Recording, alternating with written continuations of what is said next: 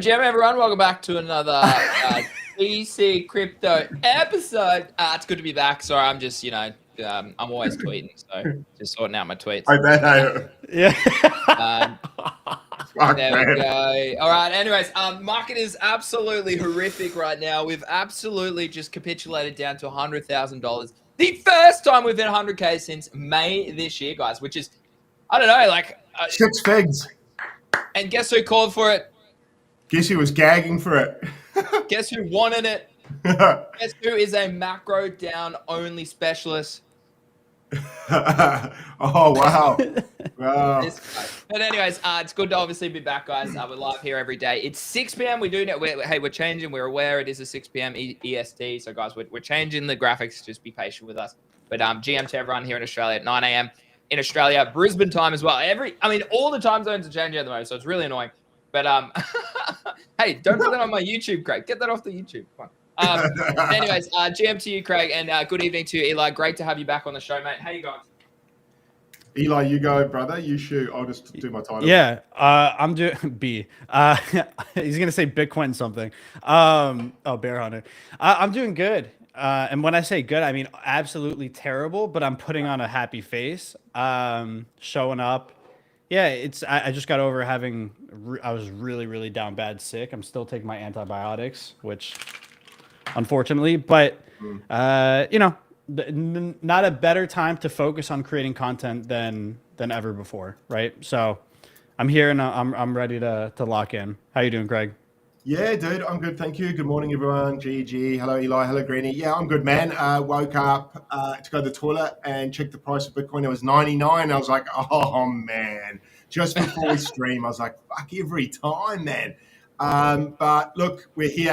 I guess I've been begging for Bitcoin to show its hand. So I guess I can't be upset about it showing its hand. It may not be the hand I wanted to see, but also I guess 98, 99, Greeny, you and I have been kind of saying that's the level we're watching for a while. And unfortunately, we got to see it today. So here we are. It's definitely it's always a harder day to turn up, I think, in some ways on days where it goes down.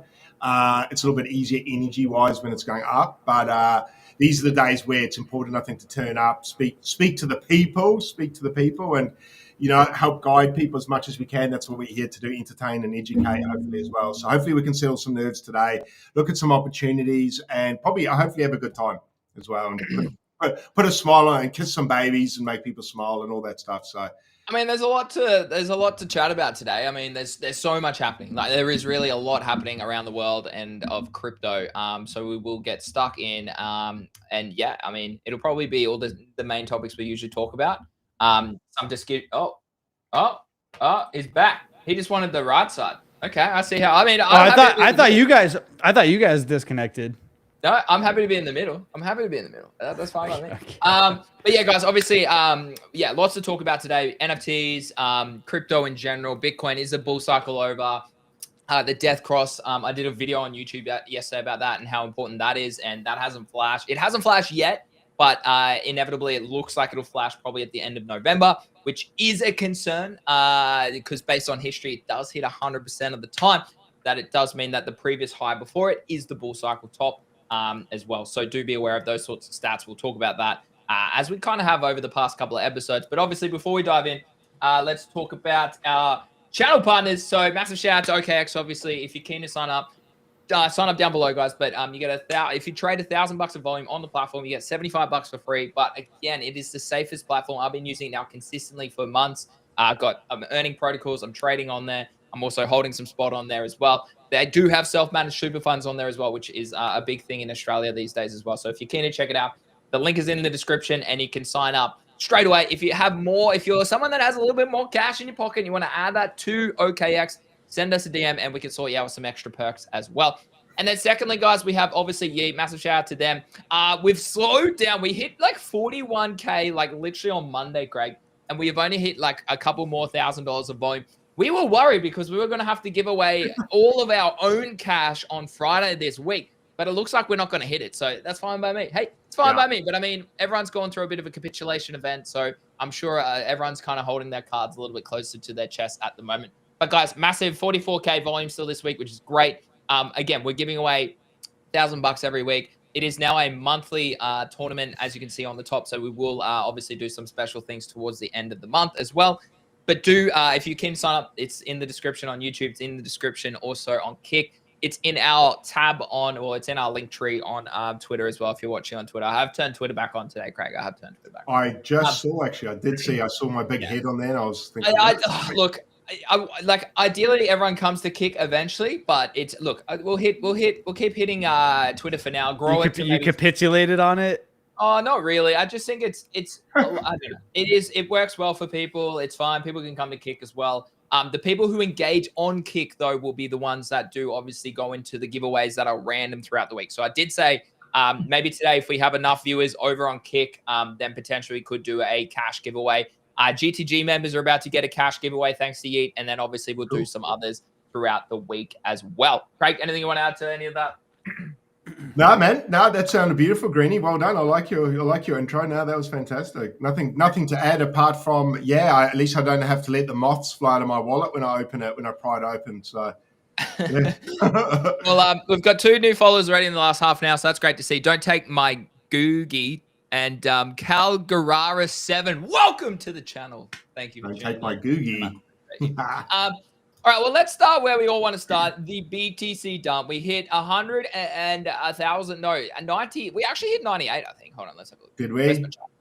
We hit 98 overnight, Craig. Now, I'll disclose, I did buy some Bitcoin this morning. I woke up, Craig, kind of like you, and you mentioned this to us before, but I woke up, my dog was super loud at 3 o'clock. He barked. Now he's howling. Yeah, I turned over, looked at the chart, looked at the prices. I saw Bitcoin was at 100K. I was like, oh shit, let's go. Because I'm a macro down only specialist. And that really tickled my fancy. So I woke up and then I didn't go back to sleep since about 3 a.m. So I had a shocking sleep last night because I was just, I don't know, I was engaging on Twitter. I was excited. Yeah, I was like, oh yes, like I've been waiting for this for a while. I had my KBM bet on Myriad hit. I had a short hit. I had my bags ready to buy. I had some DCA buys already hit on 98K and 100K on my centralized exchange. I then went and bought another bit of Bitcoin this morning. And a lot of people are like, oh, Greeny, like, why are you buying here? Like, why not try and catch it lower? Well, my thinking is, right, a lot of people buy the top. I don't like to buy tops. I like to buy pullbacks. And if we do take a look, this is only the 5th pullback on the week that we've ever really had this cycle. I mean, you could say 1 here, maybe a small one there, but 2, 3, 4, and 5th pullback. This whole cycle in the past 3 years, let's say 2.5 years. So I was like, you know what? I'm happy to accumulate here. Sure, I do think we could go lower. We could go back to 80K. We could go all the way and trade back to 54K in a bear market. Who knows? But at least I'm buying here 26% off the top and not top buying, or 21% off the top, not top buying at 125K like a lot of people do on the timeline. So that was my thinking. What about you boys? Are you interested in Bitcoin around these levels? Talk to us a little bit about your strategies. Well, I have a question. So you put in 20K into Bitcoin, and obviously, like, you're not treating it like you're buying a falling knife. You're just tapping a little bit. But my question more is the 20K, like, is that a specific percent that you're willing to allocate from your over? Are you like, oh, I'm going to allocate 2% of my port to Bitcoin? Like, or are you just saying, like, you know what, I just feel like 20K is a good amount that I want to put in? Yeah, like, do you have a percent strategy, or it's more of a feeling of how much you feel like you're willing to risk at this level? Great question. I'm saying $25 a day. I might actually increase that to $50 a day now that price is back at 100K. That's the first thing. The second thing was, well, I wanted to buy a specific amount of Bitcoin. So it was that rather than an amount, like a percent of your port. Yeah, correct. Okay. 2 ways I'm treating this, and I did outline this in GTG as well, because I know people on Twitter are like, hey, I want to talk about this, Greeny. I'm like, no, get in GTG. I'm not going to talk about this publicly. But I basically was like, it's 2 ways I'll treat this trade. It's either one, we get a pump into the end of this year or into 26, and that'll be a swing trade on the bags here from 100K. Even if it goes to like 115K, 120K, that's still a nice, I don't know, like a nice percentage move from these levels. Like that's a 14, 15% move. And a lot of people are like, well, hold on, that's not a lot of money. Well, I'm like, yeah, but it's a safe trade that I'm happy to do in the short term if it happens.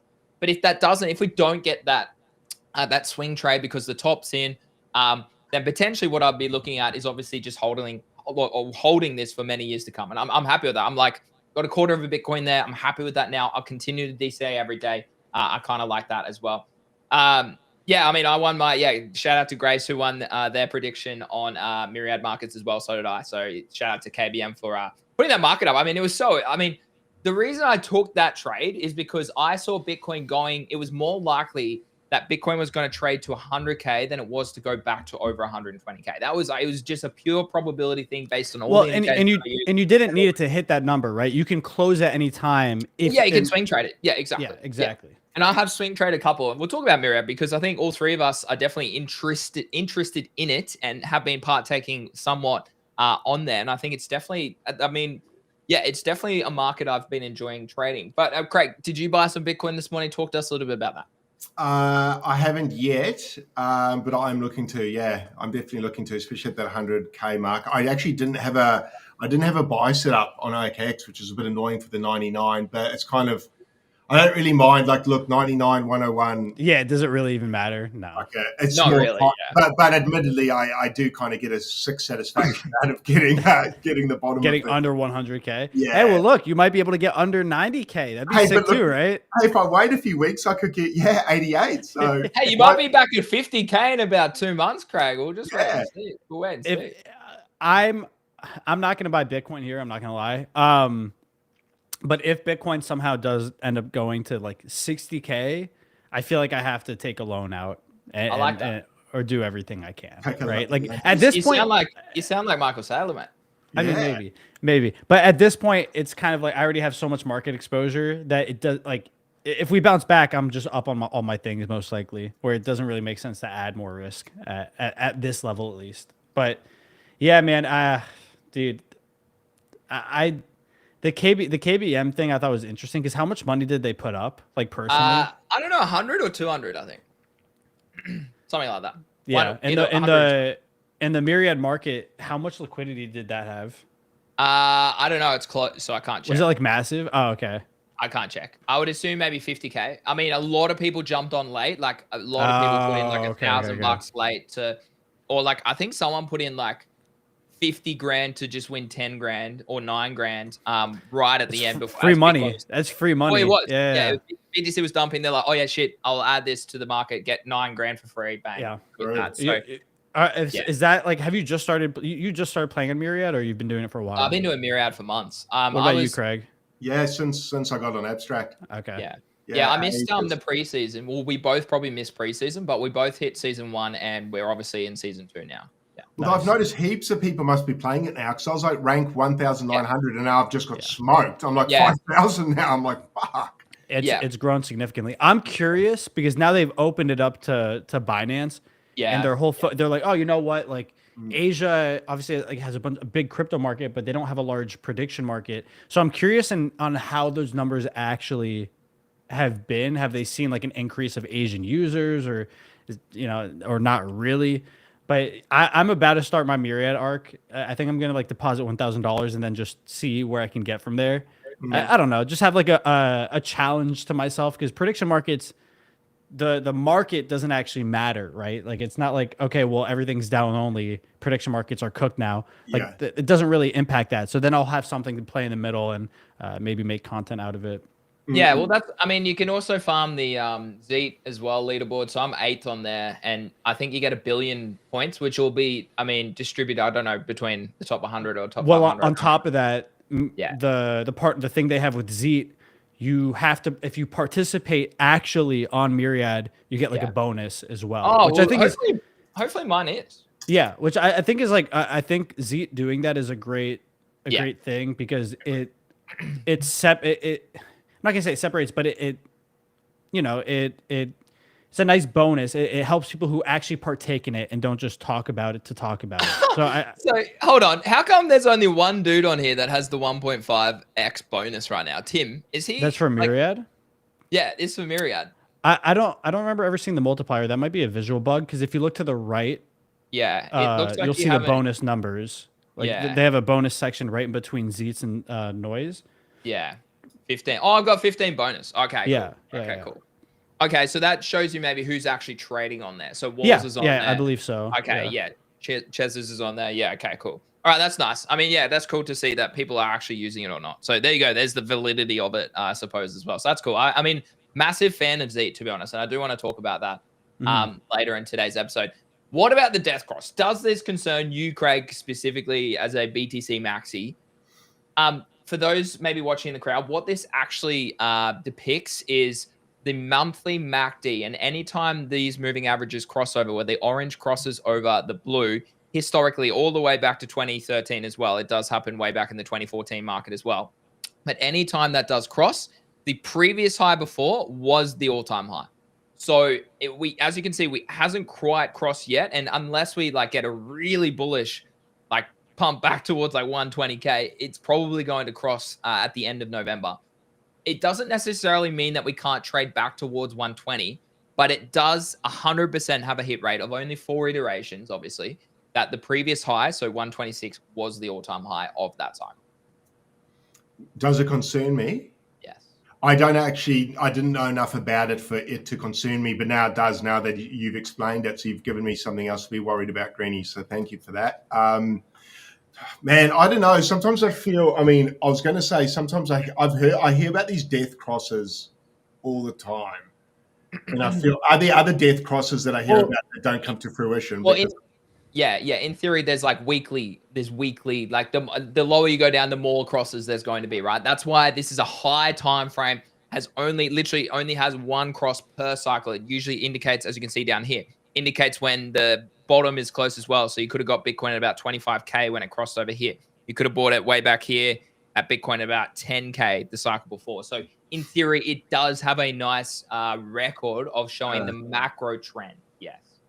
Yeah, I mean, if it's got a good hit rate, then yeah, that is concerning, really. I just don't know enough about it to comment other than what you've told me. I try, although that's data, I always thought of it, that death cross is a little bit of wives' tales, but maybe, I mean, if it's hitting time after, 4 on the high time frame, then I can't really argue with it, can I? As much as I want to, I don't think I can. Very, very valid, very valid. But it's just something to keep in the back of your minds, guys. These sort of things are flashing. It's a horrible name.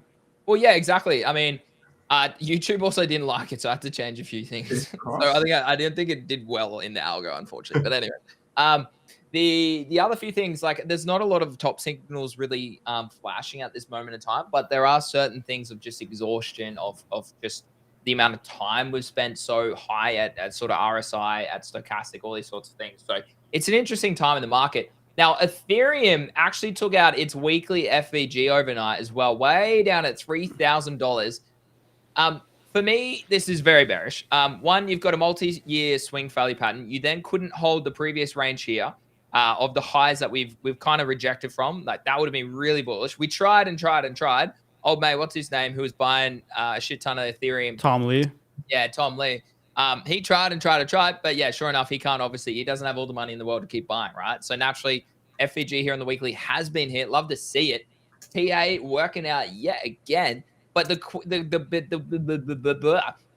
big level for me is ETH has to hold 2.9k. If it doesn't hold 2.9k, I'm sorry, but it does not look good. We could come down and test this and bounce and then probably reject as well, and that would actually be quite bearish as well. But yeah, there's a lot happening in the markets right now. So boys, like, are you preferencing one or the other? If you didn't have it, so if you weren't exposed, what would you be looking at one way or another here? GM Tig.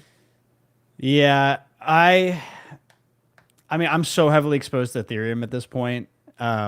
Thanks Abstract, thanks Pudgy Penguins, thanks Moonbirds. Yeah. But I don't really hold anything outside of that. I don't really hold. I don't hold I guess I do hold some Ethereum, but most of my assets are on Ethereum, so it's like a leveraged bet on it.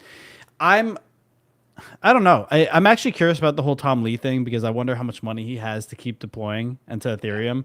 And then his quant keeps telling him that we're going higher. So I don't know. Maybe they know shit that we don't. But yeah, I don't know, man. I'm not even going to act like I know. I just would like, I mean, here's my only issue. is that I really feel like Ethereum kind of never had its moment.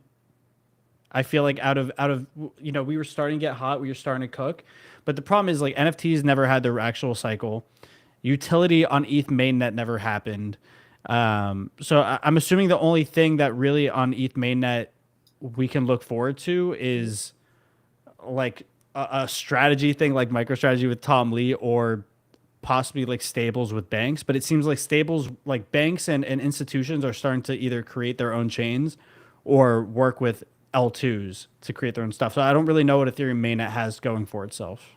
Yeah, well, that's what I was going to say. Like, and a lot of people are like, oh, we're going to get an altcoin season, we're going to get an NFT season, we're going to get an ETH DeFi season. Well, maybe not. Like, cycles change.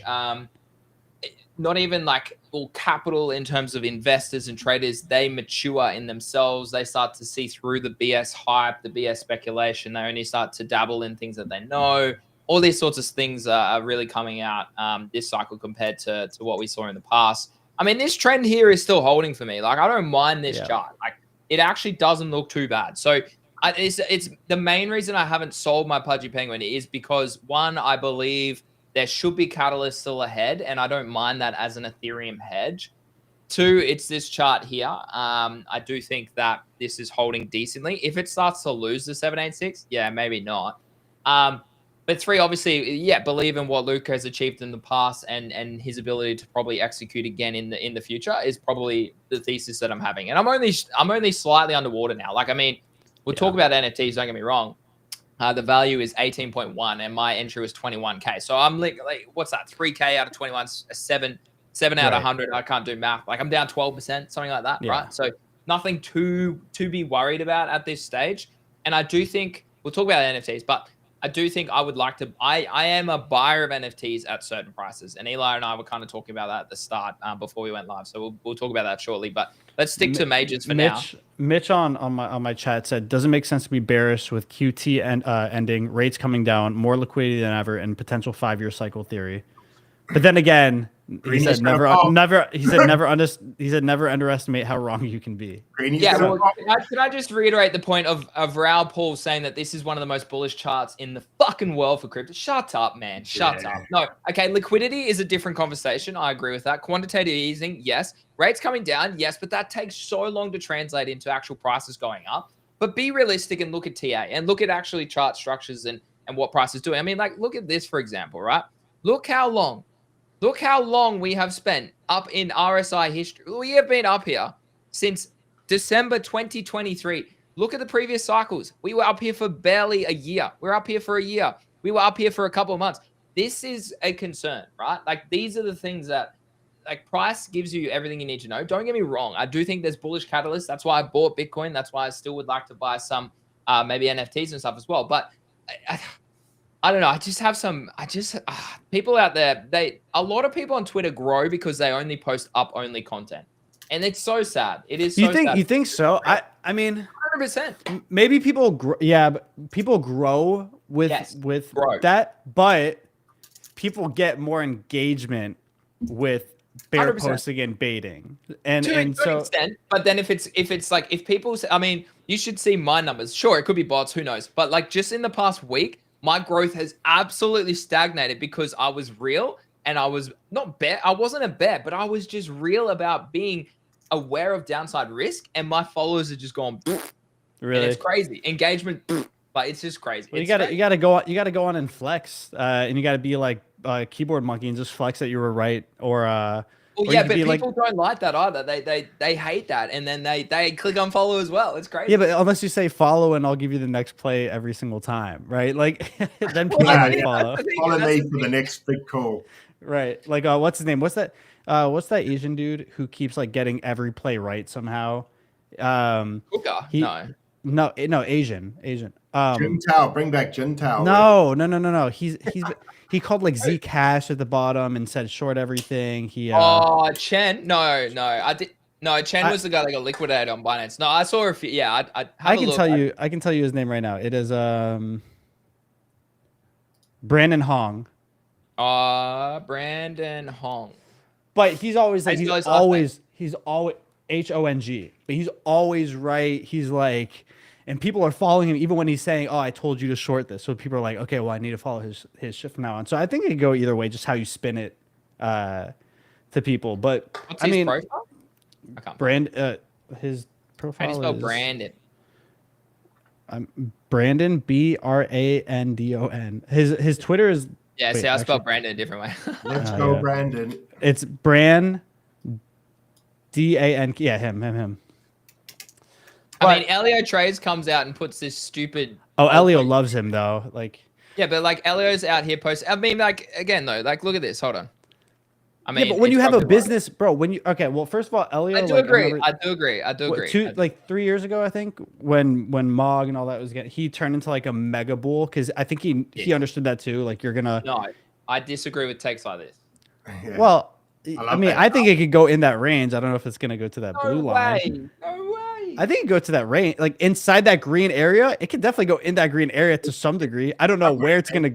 I don't know where it's gonna go, but it could go in that. It's outrageous. I mean, I love that one. okay. I had some people posting that to me last week. Yeah. Saying, But it goes both ways. I saw off. Easy post the We're all you know gonna that be rich if that happens, right? There's not enough money in the world to like we can't all be millionaires, right? everybody goes and buys Bitcoin, and it's like the inverse of what's going to happen now. Everybody buys Bitcoin, and then nobody's in alts, and then alts rip, and nobody's celebrating the altcoin But who's rally. buying the alts? No one's buying alts. That would be quite funny. Yeah, this guy. Me and every other degenerate in the Yeah, you're world, buying like degenerate meme coins on a new no, chain. nah, dude, nah. When I go to the gym, it's like all these dudes are always coming up to me talking about like, "Hey, dude, I was thinking about this thing. It's called a Vax, and I was thinking about buying it, dude. Like, look how much it could run. Like, look at this. Like, look how low it is compared to what it used to be. Oh. So it's or like Doge, and I'm like Doge. They're like, yeah, that one. Doge. It's French. That's a good one to use. Doge. And so, but again, that's like what people think, right? So that's why altcoin rallies happen. It's because people are like, oh, well, dude, look, this is 1 cent. This can go to $1, right? That people don't know what a market cap is. No one knows what a TVL is, right? Like no one. If you go out and touch, like if you leave your room, talk to anyone about any coin or whatever. Oh, dude, that's $1. Dude, imagine if Bitcoin's like $100,000. Imagine if this gets like to half of that, right? So I think altcoin cycle is always on the table because greed is always going to be a thing in human beings, and people are always going to want to buy the thing that they think can go up more than whatever the popular thing is. But this is the chart you want to be looking at. And yeah. I do agree. We could see a breakout, but it's not going to be billions of dollars. It's not going to be billions. No, I think like, well, I don't know. I'll never say nothing will ever not happen. But I don't think it's likely. Like again, the chart that you saw Elio post, I don't think it can go to the blue line. Can it get somewhere in that green area? Sure. Yeah, of course. But I don't think it's possible for the blue line to happen. But yeah, I mean, I am a big believer that for sure, like meme coins are the reason why altcoin cycle didn't happen. Like that was the altcoin, but you already had an altcoin. It was when Trump. Yeah, exactly. Like meme coins were the altcoin. I think like enough of us kind of realize that at this point, even if when you see bigger accounts say altcoin cycle hasn't happened yet, it's because they were in the wrong. They weren't in the meme coins. They were holding like I've said that for the past year. Like Becker has been, blowing people's brains out, screaming for altcoin cycle while memes were running for like 3 years, and it's like the altcoin cycle. It did happen. Yeah, exactly. The people who are yelling that just didn't buy the right meme coins. They were just holding old head shit. Oh, well, okay. So at the top, meme coins were worth 125 billion. As Cappy said, you had Sui go from $0 to $5. You had Sol go from $8 to 300. You had Ethereum even go from 800 to $5,000. You had Bitcoin go from 15 grand to 125 grand. You had Hyperliquid start at 0 and it went to 70 or 60 bucks a couple of weeks ago. So again, there's a lot. This is the quarterly Bitcoin chart as well, which we obviously don't get a close for another month and 28 days. But again, this is a chart to be wary of a top signal. Yeah, but people, I guess it's like crazy because people, like you look at last time, people were like, even the Nvidia chart or the Microsoft chart, right? It's you look back and people kept saying, oh, this is the top because the structure. Look how much room is below this. Like look how much space is below where we are now. We're gonna have to come. So there's that's correct. does correct at some point. But yeah, you are right. Yeah, but what is that correction, right? Because you look at the S&P, right? People are like expecting a massive correction, and okay, you get a small red, and you're like, no, that's not enough. Look at all this space below us that we might be able to fill. It's like, okay, well then we just keep going up. It's difficult, but that's again, I think why, as you get wiser. Yeah, I mean, like, look at this, dude. Right. That's what I'm saying. People expected a big correction, and it just never. Well, we got a correction. We got one here, right? Like that was that was over a year. That was over a year. That was COVID, right? Yep. And then I bought the tariff dip. So I bought this dip, which was obviously earlier this year. So again, it's just wild that I bought this dip and I'm already up like 40%. It's crazy. Yeah. But again, like, look, people like even at part of that dip, they're like, oh, but look at all this space below that it can fill. And it just never did, right? Like at a certain point, things do accumulate. Now, I mean, we could get like a fucking crazy, insane mega black swan sends us to zero, I guess, if we get COVID 2.0, 3.0. But I also think that yeah, exactly. But yeah, so we'll see. But I don't fucking know, dude. Altcoin cycle, I would love to see one, but I think things have become so much more efficient. I think liquidity is fractionalized so much more across billions and billions and billions and billions. Yeah, it's difficult. It's really difficult. And I think if you're listening to influencers who are just saying altcoin cycle has not happened yet, it hasn't happened in 4 or 5 years, most likely they're just holding AVAX and SWI and these OG old head.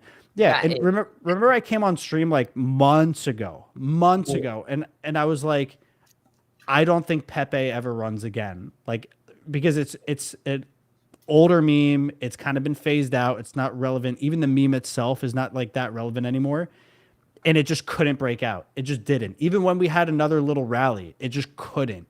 And so, I mean, I'm not saying it's not possible for some of these to bounce back, because again, once you say something will never happen, it's like you're opening the door for that. But yeah, I think like I think we do have another meme coin season, but they're all mini, right? It's the window's kind of getting smaller and smaller, and trends are changing faster and faster. You look at what happened a week and a half ago. Base X402 coins went fucking nuclear. And then nuclear. And then they did. Binance had another sick run, 2 weeks, 3 weeks, and then it's dead. Right. And so that just shows like, that's signs of exhaustion. I do. It's signs of exhaustion, but I also think it's efficiency, right? I think we're no longer, and I saw like an article someone wrote, and I thought it was interesting, but crypto has just changed significantly, where believing is so dead. It's just the efficiency has grown so fast. And what's been rewarded has been rotations over everything. And so nothing, like, it's almost like no meta really lasts for a decent amount of time anymore. Yeah. And and I mean, I'll ask Craig this too, because what about the institutional dominance now of how much wealth is stored by governments, by companies in Bitcoin and Ethereum? And it's no longer as decentralized, or it's no longer the retail bro at the shop going, hey, I've got this cool idea that this is probably going to outperform a lot of people. It's actually still, it's not manipulated, but maybe it is manipulated. But it's what we're seeing right now is old Bitcoin wallets sell into the pressure of ETF institutional adoption. And sure, it'll be, who knows how long it'll last. Could be 6 months, could be 18 months, could be 3 years. But it's the wealth transfer of Bitcoin and crypto is already taking shape from where it used to be in previous cycles. What do you think, Craig? I missed all that, Greeny, completely. Fuck no, switch on. No, you're saying basically because the institutions have been buying it, it's less decentralized, and what the price. Older wallets are selling it. Yeah, I've seen that, but I don't really. What wallets? Like old Bitcoin OG wallets. Yeah, they're selling what? Do they sell like what? Yeah, the paper hands are getting out though, dude. That's what we want. Yeah, they're up hundreds of millions of dollars. And Jared Watts from Abstract, by the way, said that is Jared coming to ACC? Jared, are you going to ACC? He said, I had the same exact line of thinking when I bought XRP instead of Bitcoin like 5 years ago, which was what I was saying, where it's like, oh, this is $1. It could hit like a 60K. So it's Yeah. It hit $3. That's 3x, I guess. That's yeah, but it's dude, like what if it hit $5. $100,000 like 8x, though. Bitcoin? Yeah, Well, but you what see- if? But it's only $3, dude. What if it hit $100? What if it hit $100,000 like No, well, Bitcoin? it's such a 589's where it's going. So Yeah, well, that's how Literally. normies think, dude. They don't think about market cap. all They over don't know about TikTok. any of that stuff. It's all over TikTok. It's all over Facebook. It's all over YouTube. Well, they just look at XRP price. going $10. Yeah. Well, they all they see is price, so they don't unit understand. wise, yeah, Yeah, they don't understand like Doge is like billions of it. So like I've got they don't. coins. Yeah, they don't understand like the level of like okay, what it has to hit, like how much a TVL is, or how much FTV is, or how much a market cap is, or liquidity. They just see $1, $100. We could do that. Yeah, you know. I agree. That was really prevalent in the meme coin run/season with that sort of thinking and unit bias. As far as Bitcoin goes, I don't know, Greeny. I don't know if those institutional buyers are going to pad it or pump it or what. But will we pull back as hard because they're in now? What do you reckon, Greeny? Or Maybe do they not. pad it? Maybe not. I The don't fear is when you get to a certain price, if they all get liquidated, then we go to zero. I agree. The leverage side of it is the thing we need to think about. Yeah. And I want to make this clear. I don't know why there's this. Are you shitting on Bitcoin? No, I'm shitting on the concept of. I don't know why people have this perception that if BlackRock bought $1 billion worth of Bitcoin, that they're never going to just sell it if it gets too low. They might just cut it because they are a business and they're not going to watch their investment go to zero. Right. And so I don't know. Hey, they trade like Greeny. They trade like Greeny. Well, not yet. They would have cut by now. But I don't know why they have people have this perception that these institutions, they're just look at fucking Germany, dude. They cut their bag. Now they cut it at the bottom. But so people are like, oh, institutions are buying. Well, guess what? Institutions will probably sell. And you're praying to God that they don't sell low to stop a big loss. Yeah, that's the key, and that's why I take profit at all time highs, Craig. Hey, ain't that right? Me too. Yeah, we'll try to. But Me too. I'm sorry, guys. I'm just looking at my Zeet profile. All right. Well, let's analyze your Z profile. Pull it up. You guys want to talk about Z? We can talk. Yeah, about let's Z talk about Z. Okay. Also, well, wait, real quick. Yeah, Pengu let's talk looks about fucking Pengu before we move bad. on to the last chart. Let's look at this. What do we think here? What's the thesis? It's at the 786. Didn't quite bounce. If it goes to that white line, I will full port. Here, Wow. at 86. Yes. Yeah, for sure. Yeah. Why? What's dude? Because that's why I sold when U.S. bombed Iraq. Oh yeah. So I'll buy back in there and I won't feel bad. Shit, that's great. What if it Hey, goes? well, there you What go, if it you goes know. like this? What if it goes like this? Oh well, then whatever. I'll kill myself. Don't say that on stream. Never kill yourself. No, I'm yeah. Yeah, interesting I meant time. like I meant like kill my inner ego. Like kill my ego. Needs to chop. It's gonna chop. If you want to see strength, you want to see a rounding bottom form, and that's what you want to see on paper. Yeah. Zeet. All right. Well, hold on. My screen's a little bit frozen. Just give me a sec here while it responds. All right. Here we go. All right. Here we go. So I am 3,154. I did my classic 3,000 year. I missed my 2,000 Zeet, Craig. I forgot to do my 2,001. God damn. Yeah. So I did 1,000. So I did. Feels good to have 3,000. Wonder what 4,000 feels like. Yeah. So I don't think this is updated for a while though. I don't think this is updated. I can reach out to them if it hasn't. No, well, I mean, like it would be cool if it like updates like regularly. That would be cool. Right, like your Zeets. Yeah. Like your Zeet. So, anyways, I'm cruising. I've got a tweet scheduled in about 45 minutes talking about this. Unbelievable. It's so efficient, dude. Yeah, It's so like efficient. a robot, hey, like the T1000. I respect it. No, I respect it. Farm You have to- Chat. These boys are just jealous of good work ethic. That is good work. Hey, no, look, I respect it. You have to do it in a way to where it's like relevant. And you're not like out of context of what's going on in the market. Maybe sometimes, like, what if you had a tweet where it's like, oh, Bitcoin looks great at 103K, and then we're actually at like 90K. Like, that's the only issue with like automating some of these tweets. Yeah, I've been called out a couple times. Very rare, and it's usually on a lower cap meme coin where I shared and it had dumped or pumped too quickly or something. But like usually I just comment in the reply, just said, yeah, I posted this like 8 hours ago. Sure. Yeah. That's so funny. But wait, I did can you change the screen so that it's bigger? Like so we can see the screen bigger? Oh yeah, hold on that far. Oh, you can do like there you go. Anyways, yeah. So I'm on. I mean, we'll run through them all. Let's run through them all because I know Craig. Have you been partaking, Craig? Have you been strategic now? Unlike I think it was yesterday we spoke about it, where you were like you're just posting general content. Have you been more strategic? Yeah. Oh, let's go. Yeah, I posted about that mega weapon and about what's the other bloody thing? And about Simpsons and Fortnite for some reason. Oh yeah, I saw that. Simpsons Fortnite? Yeah, why did you? Wait, what info play is that, bro? Come on. No, I was just laughing because I was like, oh, yeah, just lifestyle, guys. I'm not just a crypto channel. I'm the Craig. That's me, my brand. Craig, you got 3 Zeets, mate. You got 3 Zeets. Craig enjoyed that. Wait, you have not in total, right? No, coming in for my total's low. Oh, for Mega Weapon? Yeah, from Mega Weapon. Yeah, from Mega Weapon. Mega Weapon, I've got 3 pending, apparently only. 3, I think it is. Eli has 33 pending, apparently. But I only posted once. I don't know if Eli's posted more, but he probably got more engagement. I've only just started suckling on the teat of Zeet, so as of yesterday. So I haven't got very many. I've only got 170 or something, and Eli's got 11,000. Look, I think it's a teat worth suckling. I do. Yeah.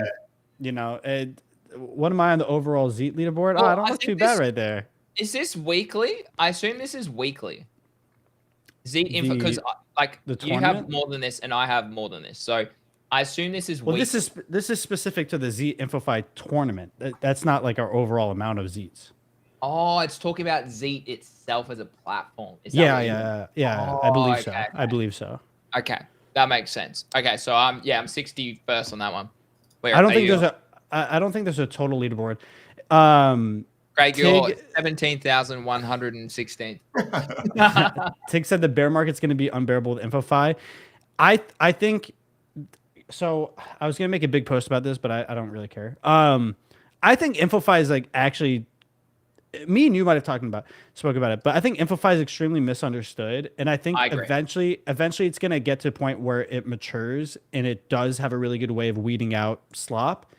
But you know, as a creator, you want brand deals and you want to get paid for talking about products, but it's hard sometimes. You don't have a middleman, you don't have an agent. You know, payments come in late sometimes. There's just no that the agents that you're working with don't have any possibilities for you as a creator. All these right, exactly. And so once I kind of looked at it that way, I think InfoFi can be really powerful for creators and brands cutting out that middleman.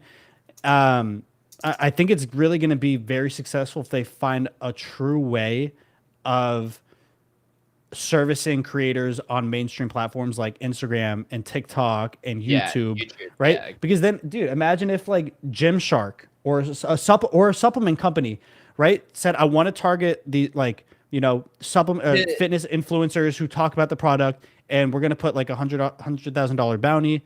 And then it just targets the creators who are really talking about it and reaching an audience and getting good engagement on that specific platform. Yeah, gym and stuff. Yeah. Dude, imagine if they did one on Instagram and top creators are making Instagram reels. Dude, they'll go bonkers. I think it would be massive, and I think Kaido's launching the TikTok thing soon. I think Zeet thinking about it, but I think YouTube. What?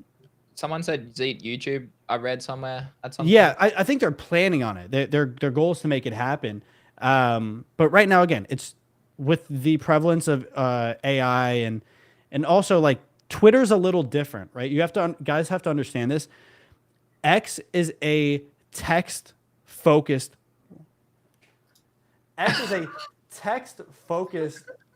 platform, right? And so it really encourages a lot of text, and people will slot post it. Think about YouTube. It's really difficult. If you're making content on YouTube, it's really hard to make slop content for YouTube videos, or YouTube shorts. You're not going to get rewarded for slop. I put time and effort into a 10-minute video and it doesn't even get rewarded. It's So it's very competitive. And so I think with X, we see that side of things because it is text based. It just fills up and people just spam copy paste. That won't work on YouTube or Instagram or TikTok. What happened? Bree says 100K Battlefield 6 campaign versus 5K Zeets up for grab. That would be sick. But dude, no, listen. That's what I'm saying. Imagine if a game, because games are already doing right. They're reaching out to content creators, and a lot of times they're not getting their money's worth because those creators end up not actually doing well. They're not actually hitting real numbers. Imagine if they put out like Arc Raiders. What if Embark put out $100,000 for the best clips, like, clip creators? It would cook because these people are already making it, and they would be even more competitive, drive them to make even better content. But again, we're literally in the early days of this. I think my perception, and if I tweet about it, people are gonna be like, "Oh, you're just saying this because you're an advisor on Zeet." You're an advisor.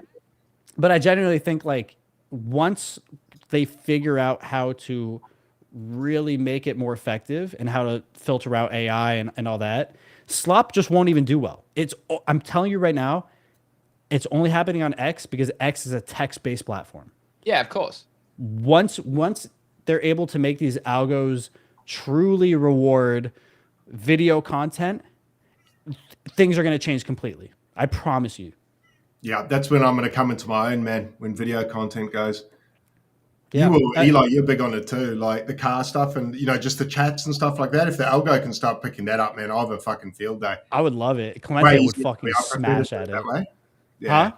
I prefer to do it that way, video versus text. Like for me personally, just I can explain it better verbally than also even as like myself, I see myself wanting to just give in and just post some like really cheap shit because it's just fast and easy as text. But if I had the opportunity to do video, people are probably going to pay more for video as well. These companies are probably going to reward more for videos because it's stickier. So we'll see. But yeah, so Greeny, your total is 3K Zeets. That's honestly not bad. Like I think I know it's pretty good. I know it's pretty good overall. From the numbers I've seen, it reminds me of Abstract XP to where it's like people. There's such a disparity, and sometimes you have to really look at all the people. But most people are getting like 10 Zeets. Like they've got 10 Zeets or 20 Zeets. Yeah, but that's the beauty of being and again, like you need to understand how it all works. Like there's a reason I have been approached for jobs and blah blah blah blah blah. Because you know how to write, you know how to market a particular thing. You've earned yaps in the past, you've earned quacks currently, you've earned some snaps on Cookie, you're earning some Zeets on here. I'm not trying to be a dickhead, but it is a skill to learn to build a brand in itself, but then to continue the engagement. There's much bigger brands with me with followers get nowhere near as big of a consistent engagement. It probably is you. Like we spoke about this on a call yesterday. Like you get way better engagement than I do. Like consistently every week, right? Consistently maybe, but not like on those big banger posts. Like mine's more up and down like this. Whereas and same as Craig. Craig is like up and down like this. Whereas yours is probably a steady, like at a higher consistent rate. Like I'm on IOPN. I think I'm top 10 on it. Yeah, I'm 4th on it. Dude, my badge finally got recognized, and so now I'm back up to like 12th. I think. I'm 8th on Myriad. That's really good. I think being 8th on Myriad is a big win. Yeah, I'll get a billion points. I mean, if I get a couple 100,000 points, that'll shoot me up the leaderboard. I'm 20th on Solstice. This is the one I actually want to try and get top 10 on. I genuinely want to be top 10 on this. I saw a bunch of they might have been aimed at you, but I saw a bunch of like subtweets. I mean, it's probably at a lot of people because Solstice is on. Well, I'm literally using it. Right. But people are saying like, oh, well, how many times are creators going to post the same shit about flares every day? And I'm like, well, it's a strategy, right? You idiot. There's no other opportunities in the market. Right. Yeah, exactly. And so I think Solstice is the one I've been fading just because I don't like posting about shit that I'm not actually looking at. Like exactly. Yeah. But Solstice does seem like IOPN and Solstice are putting up actual real big money. So I think those are two to really look into. But again, you're not, unless you're like a wall or whale or Wale. I've called him Wale forever. Yes. No, not Walls, but him too. Like unless you're someone like that to where it's just no matter what you post. Yeah. If Slop and like whatever, but majority of people really should just take time to research to make a good post. Like my Myriad post, I kind of got fucked on my Myriad post. My Myriad post did really, really well because I went to go check Myriad, and the second I checked is when they pushed a new update for like gasless, permissionless transactions in the back end. Yeah, and and you so nailed that. I did see that. Yeah, So you're and I made 16. a post about it. But what rank am I? 16. On Myriad? Yeah. Really? Okay. Wow. I thought it was like 200 and something. Okay. So it's not bad. So that helped out a little bit. But I think stuff like that will do well. Whereas like, okay, well, if you're just making lazy content slot posts, it's going to be difficult. So with Solstice, I really want to lock in and try to learn more about it and work on it. Because again, a big money prize is a good opportunity with zero risk.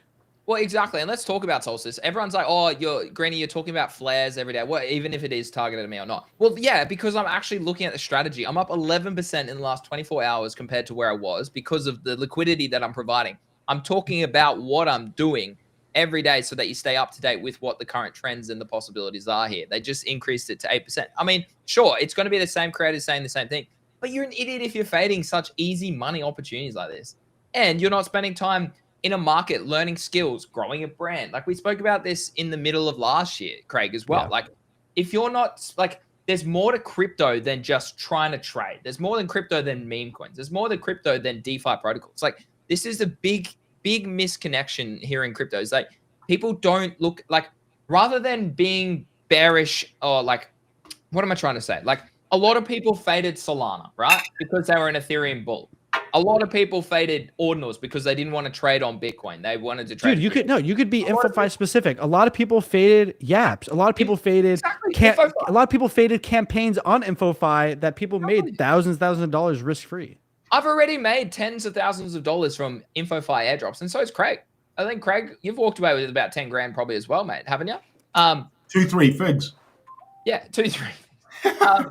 Yeah, a couple two-figure airdrops. I got a couple of lunches out of it, but no, I did. I've got quite a lot from Well, like Yaps gave us 8 grand. IP Story gave me 2 grand. The home airdrop way back gave me like 6 grand. See, yeah, I'm so that's what I'm saying. Like I used to fade InfoFi so much back then, and I regret it. I do regret it heavily. But I also just had a different perception of what InfoFi could be. So now I'm more willing to actually put the time in because I see what the vision, like if they really make it happen, I think InfoFi will be a massive replacement for brand to creator like payments and taking out an agency basically.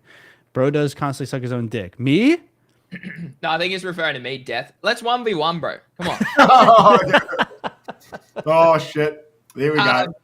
I'm just here we go. But yeah, okay, that's not bad though. The biggest thing here is what I'm trying to say is, yeah, like I've worked fucking hard for the past 3 years to get where I am. I spent 2 years doing like getting no deals, right? No money, blah blah blah, to now get where I am today, where you have this opportunity. Work as hard as me, and then sure, go for it. Like that's all I say. And it's not like I'm tweeting about every single topic on it. I've literally picked one.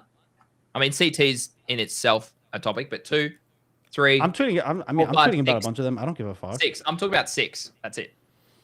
As long as, bro, I don't care about like. This is what I was posting earlier.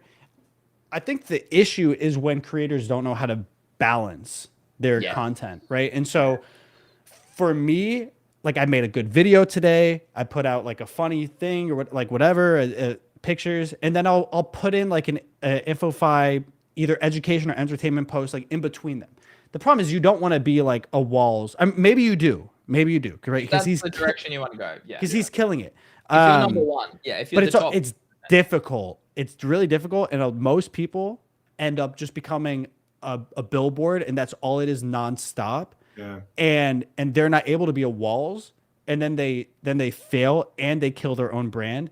But I think, again, InfoFi, if you can make your post educational to a degree, or if you can make your post funny to a degree, then you win, and you're not killing your brand. But like I don't know, for instance, my Myriad thing, it was educational, it was right away, and so people didn't hate it. It was a good post because people were like, oh, this is alpha. It didn't make the money, but it was really fast. You know, or I'll make like a video and it, or Clemente is really good at it. He's not doing InfoFi. Yeah, but he'll turn it to humor, and people don't feel like it's like ruining his brand or turning into like some billboard post. So that's the whole point. It takes effort and creativity. People need to sit down. People are too reactive. They just see a billboard, they're like, I need to make content fast, instead of sitting down and be like, okay, how do I plan to make a good piece of content for this to like stand out or do well? And I think that's what separates like a good creator versus a bad creator. Agreed. Yeah. And it's hard consistently day after day, like with what Clemente does. Yeah. With his videos, man, that's hard to do. Like I'm big on the old video making, but Clemente's videos are good quality and they almost daily. And I'm like, well, dude, he treats it like a job. Him and PO get together every day. Yeah. Clemente will go to PO's house. Yeah. No, yeah, but Clemente will go to PO's house every single day.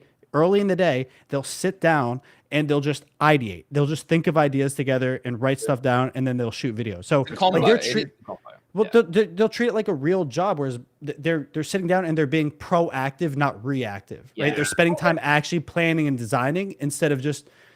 And look, some of your shit can be off the fly for sure, but I'm just saying, like, a lot of times it goes further when you plan out your stuff. Like my video today, or most of my big videos, like the crying video, the video, I'm just in the car taking pre-workout and I just do something in first take. Yeah, I'm the same. But when it comes to actually talking about products and companies and brands, to avoid looking like a shill and to avoid just putting out fluff, sit there and plan it out and think of a cool idea. I think I agree with Tig's point though here. It doesn't matter if the post is good. Once you have a certain following, the algorithm. He's saying, does it matter? He's asking. Yeah. No, it does. And I'm not going to call out names, but I know there's big creators out there who just leverage their followers because they've got social following and they can just tweet about one thing once and it puts them on the top 10 of every leaderboard. So, yeah, but okay, but here's the thing. So if you're asking, like, does it matter if the post is good once you have a certain following? The algo will reward you either way. Why not considering quality? Yeah. So two things. One, Zeet, like, they're actively, like, manually making sure that a lot of the stuff, and they do have an algo that's being built, but if content creators just post a bunch of fluff and they tag every single account, or they're just whatever, the algo starts picking up on that, or they manually go and check that. And you've seen people like Scott from Zeet has gone out publicly and like quote retweet and said, and say this is fluff. We're like, these aren't getting any Zeets or whatever. So I think to a degree, but also good is subjective. Yeah. And again, I think all my posts are good. Yeah, I think all your posts are amazing, dude. Like, that would be better than I thought. Thanks, Eli.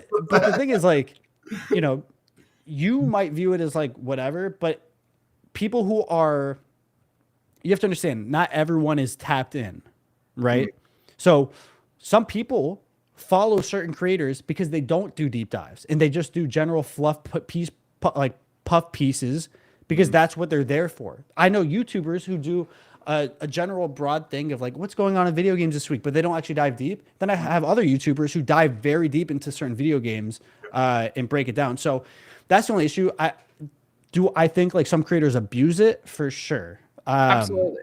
Yeah. But some followers like that kind of stuff. They don't want a deep dive. And then companies, they don't mind because it's still advertising. And if they're still doing valuable advertising, then to them it's not bad. So I think it's hard to call it good or bad from like a creator side of things or a brand side of things.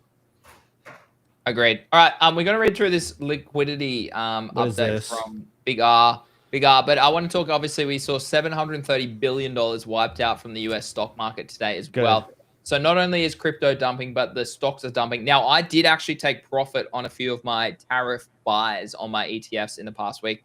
Sold some NASDAQ, sold some S&P 500, sold some other things that I bought as well, like gold and stuff. So happy with that. Again, my goal is to probably try and buy a house in 6 to 12 months. So naturally, I need to be a bit more aggressive on the profit taking and also a bit more aggressive on the protection of wealth side of things, preservation of capital to the downside. So that was interesting. I thought as well. So it's not only crypto that dumped overnight, but it's obviously it's the stock market as well. Now, here's some hopium for you guys. This is a good take. I mean, this is why a lot of people follow him, right? He's a smart guy, macro investor, has killed it for decades, right? So for me, that's the side of the market I don't mind listening to this guy about because he's a pro in that industry. When he looks at a chart, no. Anyways, I know no one wants to hear this bullish ideas, blah, blah. If global liquidity is the single most dominant macro factor, then we must focus on that. Remember, the only game in town is rolling $10 trillion of debt. Everything else is a sideshow. This is a game of the next 12 months. Currently, the Gov shutdown has forced a sharp tightening of liquidity. So that's probably a big reason we haven't seen a lot recently, which makes a lot of sense. I didn't even think when do they open up? Sorry, just to I saw a market actually shift overnight. So potentially it's opening up again very soon. Wait, what did you say? The government? The government shut US. down. Yeah. What is happening over there? What the fuck, man? It's because they can't decide on a bill, right? It's funny because I actually I told you guys work. How come I told that when I was at work? Cut off. Yeah. But do they still get paid? Probably. Fantastic. No, I don't what think a good so. job. Eli's the call-in American. He can surely speak on this. Wait, I want to read you a post. I sent this to Easy. Man, I sent this to him because he took a bet in a prediction market about when the government will open up. Yeah. And this was like day one. That's wild. I think it was October 20th when well, I mean, on Polymarket it might have been, yeah. Yeah. It was different markets. Or it was right after, a little after, whatever. And I said, oh, they do. Good. I basically told him it's gonna stay closed for a very long time because the Democrats and Republicans are more split than ever before. Yeah. And now it's no longer, hey, can we let's try to come to terms. It's more it is like filibuster where they are literally they don't care. They don't care. And I think Easy was it's only gonna be for a few days. I'm I think it's gonna be for almost 3 weeks. And I wish I would have taken that prediction market bet. I think the odds were 4 or 5%, originally 5% or whatever. But I don't know, dude. I saw Trump tweet or write something out crazy today about how the Dems are. It's just they're blaming Dems, but it's really on the Republican side at this point. Yeah. So we'll see if they figure it out. But you know what was really funny is the department that reports on jobs, on employment is also out of a job. They haven't been working since the government shutdown, so they can't report on the actual employment rates. So it's such a really, really crazy I think the numbers are also lagging really bad. Spooky, it's good. Yeah, hello. Dude, I think people I think numbers are way worse than what they're reporting. I think they're lagging. Yeah. What do you mean? Numbers of what? Inflation or numbers of no. Employment. I think housing. They were talking about. I think what's his name? Wizard of Soho was oh, dude, I bought the bomb of the house or some shit like that. I'm dude, these prices are not right. I took the shutdown over 35 days when I saw a tweet by Kicks about the last shutdown was a record under Trump's price. Yeah, dude, it's just smart play. I've seen a lot of people say that the rally starts, the next leg starts when the government opens back up. I'm super interested in seeing if that actually impacts. Yeah. Well, back to the post, I think, because that is maybe what's being alluded to here is currently the government shutdown has forced a sharp tightening of liquidity as the TGA builds up with nowhere to spend it. This is not offset by the ability to drain the reverse repo and QT drains it further. This is hitting markets, in particular crypto, which is the most liquidity driven. TradFi asset managers have had one of their worst years performance versus a benchmark. I mean, if you look at the S&P 500, it's only a very small minority that is holding up the S&P 500. It's only those top tech stocks, really. Yeah, and allocating to tech made to be more stable than crypto. 401ks flow help too. If this liquidity drain keeps going longer, stocks will get hit hard too. However, as soon as the government shutdown ends, the Treasury begins spending $250 billion to $350 billion in a couple months. Quantitative tightening ends and the balance sheet technically expands. The dollar will likely begin to weaken again. As liquidity begins to flow, tariff negotiations will be largely completed, removing uncertainty. Ongoing bill issuance increases, adding more liquidity via bank balance sheets and money market funds.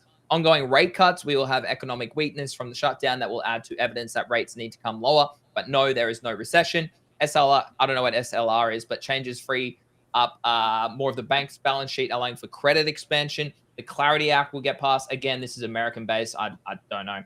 Giving the crypto regulations so desperate. This I don't know what word is that? Desperately. Oh no. I'm gonna go to that post and just ask Rock to summarize it. Yeah. Anyway, we're nearly here. Where are we? Does that mean we're going up or? Large scale adoption. The big beautiful bill then kicks in to boost the economy into midterms. So midterms is Q1 for like Q1 next year. Is that right from memory? The entire system now is being geared towards a strong economy and strong market in 26 for these elections. China will continue to expand its balance sheet. Japan will work to strengthen yen and also fiscally stimulate. The ISM will rise as rates fall and tariff uncertainty drops away. You just need to get through the window of pain and the liquidity floods ahead. Always remember that. Don't F this up. Rules and wait out the volatility. Drawdowns like this are commonplace in bull markets, and their job is to test your faith. Too long. Here you go. TLDR. When this number goes up, all numbers go up. Okay.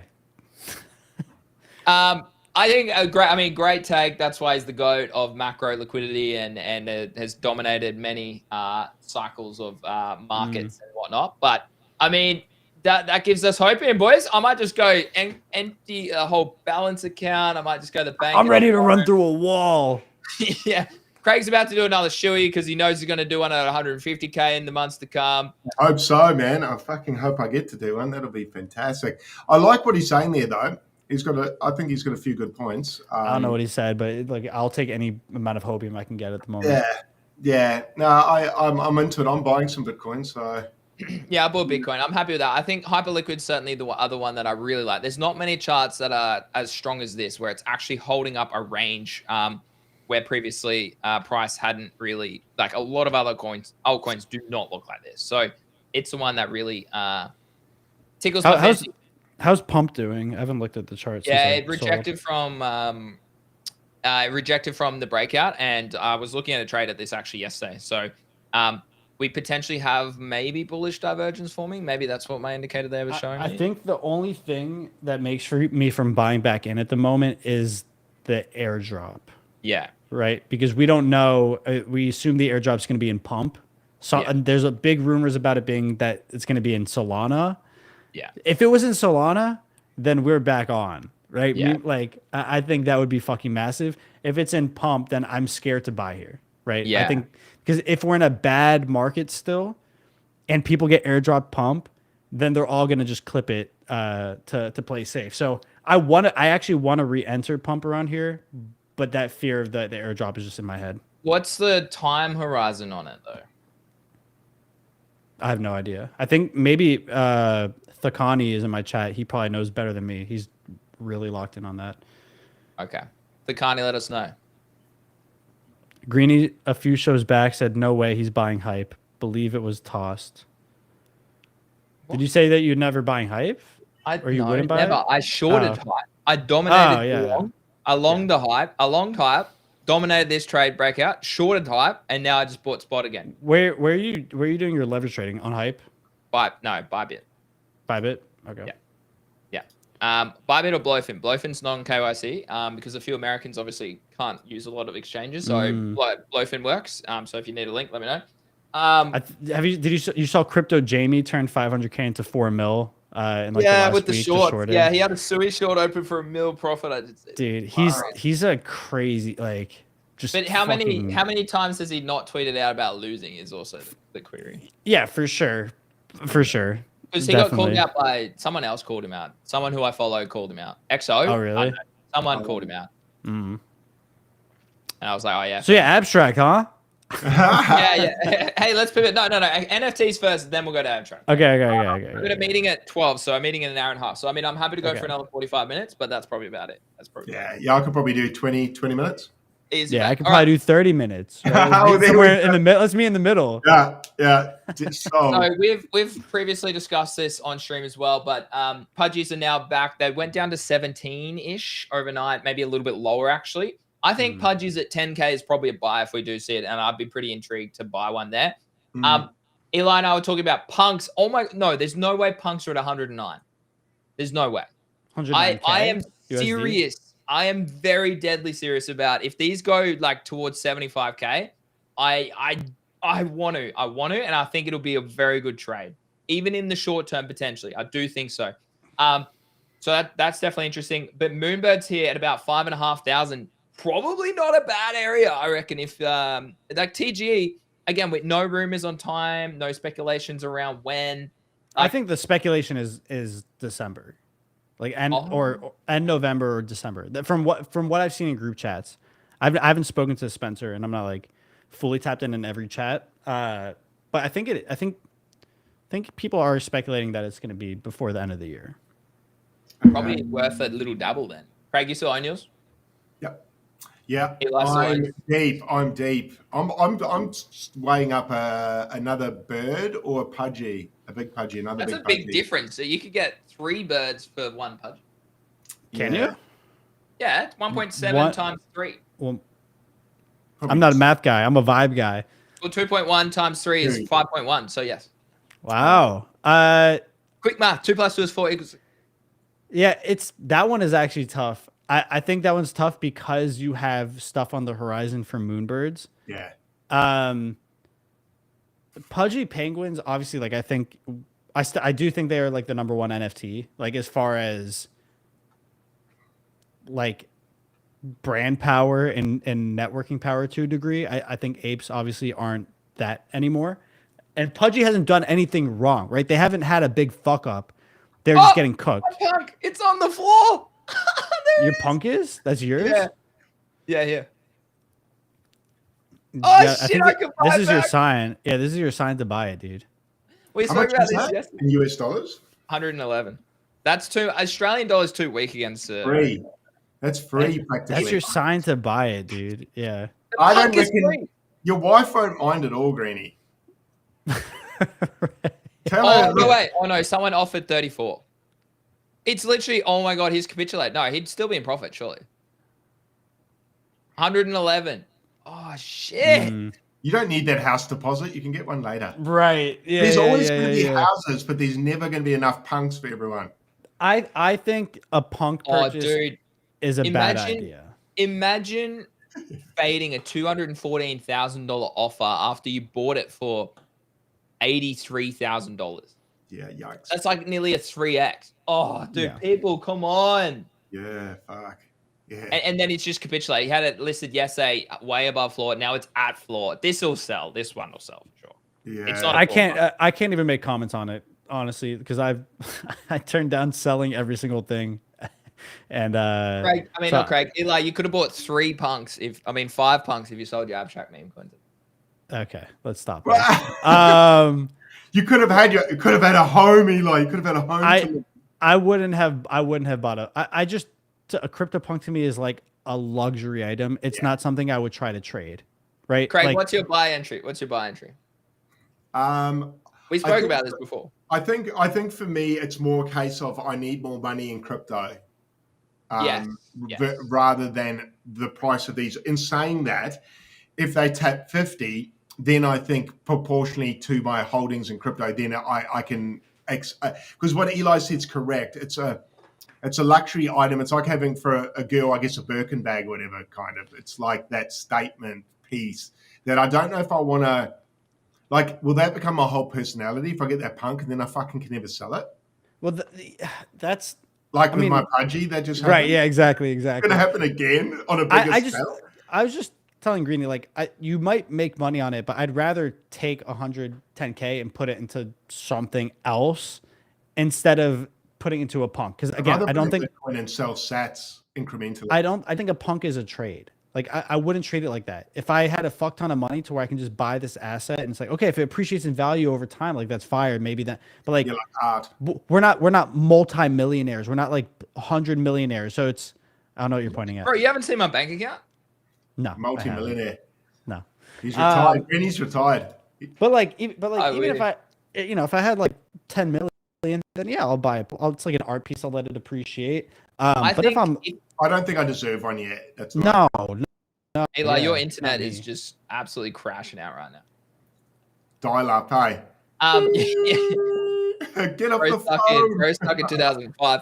I think you're good now. You might be I think I agree, Craig. If they go to like 50 to 75K, I think that's probably a really good. What did they go to? What did they go to like at the low?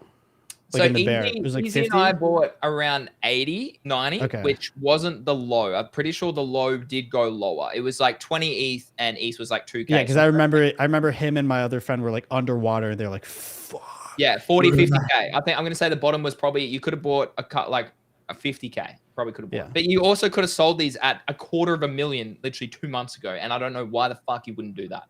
Well, how many people were buying at that price? Yeah, exactly. Well, yeah, a few. There was a lot of sales. Above the floor for like really sick ones. No, at floor. Oh, this were is. They? Yeah. Anyways, it is wild how fast this come down. What I am annoyed about is I would like, rather than like, I wish I had sold my Pudgy for like higher, and then I wish I sold my Pudgy when Kix came on stream and sold him. I know. Shout out to Kix. Damn it, we messed that up. Oh, that'll never leave my memory, unfortunately, now because we fucking had. Hey, we're gonna do well here, boys. But the next 6 months, we'll teach Kix a lesson. All right? Yes. Yeah. He's gonna miss out on the abstract airdrop too. So like, get fucked. His loss, get fucked. Exactly. But also like, he went through it with his Pudgy, right? He held it all the way up, then held it all the way down, and came back. So lessons learned. Yeah, it's whatever, dude. It is whatever, and that's why I tell myself to sleep at night. Shit happens. Yeah. No, I'm grateful. I want to kill myself. Okay, yeah, let's talk about abstract. I'm grateful it happened to me. Yeah, me too. I'm so happy. All right. Abstract. Greedy. Last question on well, not OpenSea, but I mean the OpenSea airdrop. That'll be interesting. I don't want to even talk about that. There's a lot of airdrops coming in the new year, and I think that's a bullish cat as well. What price is a good value for a Moonbird? Let's talk about that before we move on. Right now, everyone buy right now. Best value right now. It's $5,600 to buy a Moonbird, right? You've got the airdrop coming up with Spencer. I actually think they've done a really great job at branding and changing the entire brand. And they're at Complex Con. They're running the Pudgy Penguin playbook like really to a T. But they have a lot of upside, whereas Pudgy's kind of already done a lot of these big things. I think Pudgy will keep doing even bigger things. But you've lost a lot of that like big brand turnaround that they had when Pudgy got taken over in 20, right? So like right now, Moonbirds has that moment to have that early Pudgy Day thing. So, they have the TGE coming out. I think they're going to keep doing really cool stuff. We saw it, 2 months ago, right? Or 3 months ago when things were kind of really getting good. Spencer really locked in and got us crazy, even though I fucked up and never did any of them. The airdrops where I could have probably made back a lot of the money I even purchased on my Moonbirds, and I just didn't. So I think Moonbirds, I mean, dude, you said how much? It's like $5,000 right now? 5,500-ish, yeah. Yeah. Well, like 3 months ago, that was 1 ETH, and I think 1 ETH for a Moonbird is solid. So I don't know. 1 to 1.5 is not bad. Yeah, the issue for me is Ethereum. What does Ethereum do? Because if Ethereum's going to keep bleeding here, then that's the worry, in my opinion. So yeah, but 1 ETH equals 1 ETH, bro. Yeah, but it's 1.5 ETH now. That's what I'm saying. Is it really 1.5 ETH right now? 1.7. Okay, yeah. Floor's thin. Buy now. Yeah. Please. Floor's thin. Buy now. It can only go up from here, really. I mean, yeah, it's interesting. It can't go lower, can it? I said the same thing about my abstract bags for 4 months. Fuck, man. What the fuck's going on? Where are all the buyers? They told me there'd be buyers. Well, the issue is it's at the very end of the risk curve, right? Like abstract is literally at the farthest end. So it's when markets are bad, people are going to sell that thing first, and they're not interested until market. It's like a luxury item. Abstract right now is a luxury item. No, you're not putting punks and abstract in. No. In the sense of you don't buy a luxury item unless you have money to spare, right? All right, I bought some ETH. Just bought some ETH. So like it's a luxury item for people. It's not something that you're going to just spend right now until you have copious amounts of money and the vibes are good and I want to go out and buy an RV. You're not buying an RV when you're having a bad time, right? Yeah. And that's why if you look at RV purchases, when RV purchases go down, that's a sign of recession because people aren't spending money on luxury stuff. And so far end of the risk curve, it's people just aren't spending money on that right now. If ETH stables out, if ETH does well, and abstract in alignment, we'll talk about it, but if abstract kind of starts pushing their stuff at the same time, then I think you will see those buyers come. Same. Super hot take. I'd rather own Bearish than a Moonbird. Bearish owns Zeet. Giphy views number 2 to Pudgy.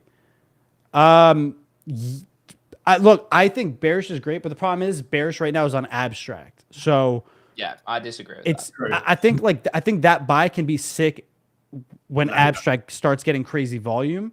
But right now, I think Moonbirds, from the aspect of TGE being soon, is probably like a better buy in the short term. I agree. So I'm still top 5% with my. Do you reckon I might get? No, I'm not going to get the diamond at this time. To diamond? That's a lot of days. TGE 2029, you could probably hit it. Yeah, next halving. I mean, you could, if like right now, if you really wanted to. Oh, I got a badge. Yeah, you could claim it. I don't know if you've claimed it yet. Let's go. Did you provide liquidity? Did you, Greeny? I must have. But okay, here's my thing though.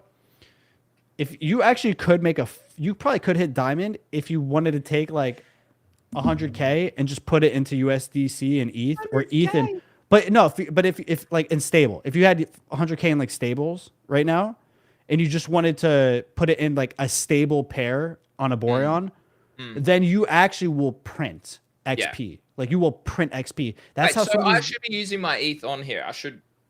Yeah, bro. If you have ETH parked and like you're not using it, like, and I'm talking about like real size and stables that you whatever, like just provide on a very stable high volume pair, and you're probably gonna earn a lot of. Bro, the dude who got 450K XP for the last 2 weeks, he just started on abstract basically like a month ago or whatever, and he's just providing a fuck ton of money on stable pairs on a Boreon because it's kind of like, you know, the concept of the meme coin that has the most volume and the highest market cap is going to get the most XP. Well, same thing with the pairs.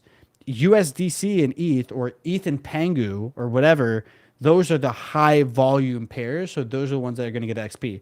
Like God to ETH it's not getting a lot of volume right now. The market cap's not like, it's not a high pair at the moment. So it's not going to give you that XP.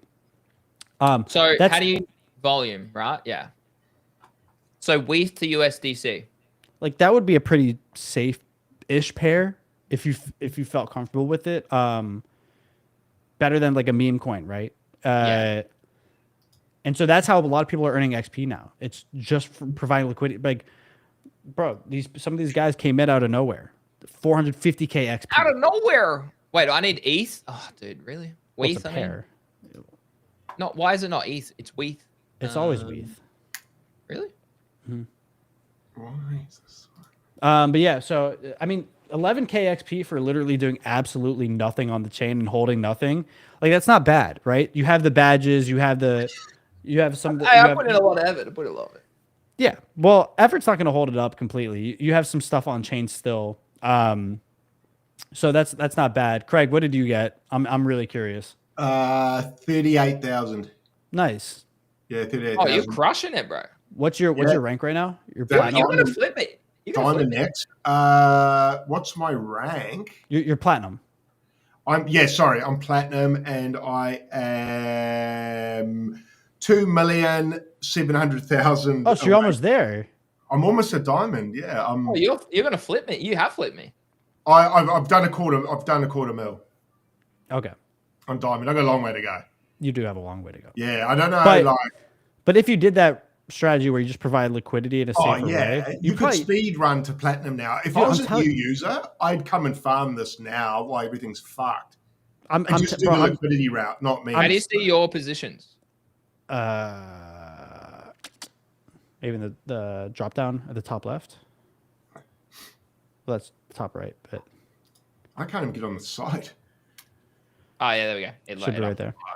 But that's what a lot of the whales are doing. A lot of these pudgy whales came over and now they're parking. And this is the goal of DeFi, right? Like you're trying to get people to bring their money on, farm yield, farm XP in a safer way to where they can park some money. And then eventually you hope it trickles down. So we'll see. Obviously it's, you know, people live in an echo chamber and people live in a small, like bubble to a degree, because people are like, okay, well, we have DeFi. Why is everything not moving now? Like, oh, Finn left abstract. Finn's gone from abstract. Why, like, nothing's moving now? Like, what the fuck? And it's just like, it's people don't get it. Literally, no one. So many people just don't get it. And a lot of these key opinion leaders from these ecosystems have no idea what they're even talking about. Or also, like, people are. It's like, oh, abstract team still isn't doing shit. Look at the chart. And it's like, well, that doesn't equate to the same thing, right? Like, the charts are down because people are selling the coins. Like, blame the people who are selling, not the team at this point. Because if the team, I think, and we can start talking about this. Can you hear the dogs in the back? Yeah, a little bit. Only a little bit. Let me mute. Let me suppress my audio. Can you hear them now? Yeah. Really? I mean, I sold my little pudgy too. So, Craig, do you still own your little pudgy as well? Yep. Yeah, I see. I sold mine. So that's. Did you? When did you sell it today? Ages ago. Oh, did you? Yeah. No, I'm still holding that bad boy. I'm waiting for the bounce, man. Also, I just want to say, I broke 300k XP today. Not a big deal. Whatever. I saw that. Have we not covered that? Is that your? Nah, sorry. You guys don't care about me. It's not a big deal. It's the Greeny Craig show. What do you mean? yeah. Sidekick. No, I'm just kidding. Is that all-time high? For me, for sure. I was edging 298, and then I got slashed to 240. Then last week I bounced back 280. It doesn't feel as sweet because I'm no longer the number one XP earner. Because again, these dudes came in and now they're earning like 450k. Yeah. But like I'm okay with that. So it still felt good. I was still happy.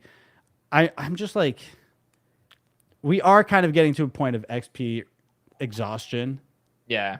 And also not even XP exhaustion, but XP inflation. Not inflation. I guess that's not the right word, but dilution. Maybe, like, now that we have people earning 450k, it doesn't feel as valuable anymore. Like, there is no cap. Not that there ever was, but how much are these guys putting in the LPs? Damn. I mean, over 6 figures for sure. Yeah, sure. It must be. But I don't know, dude. But I will say again, the thing I wanted to say was, we're seeing a lot of people say, "Oh, well, the team's still not doing shit. Look at the fucking charts." Well, like that, they're not conflated, right? Well, this is what I mean. Meme coins don't translate to the success of a chain. Now, as many, it's not just meme coins though, right? It's everything is NFTs.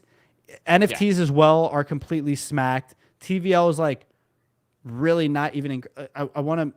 People are looking at the DeFi TVL chart, not the actual bridge TVL, and the bridge TVL is not really increased much. The DeFi TVL has, but that just means that the money that's been sitting on the chain, they're just moving it to DeFi protocols. Yeah. Right. So like everything in abstract is still pretty much crushed, but that doesn't equate to the team not making like it's a ship.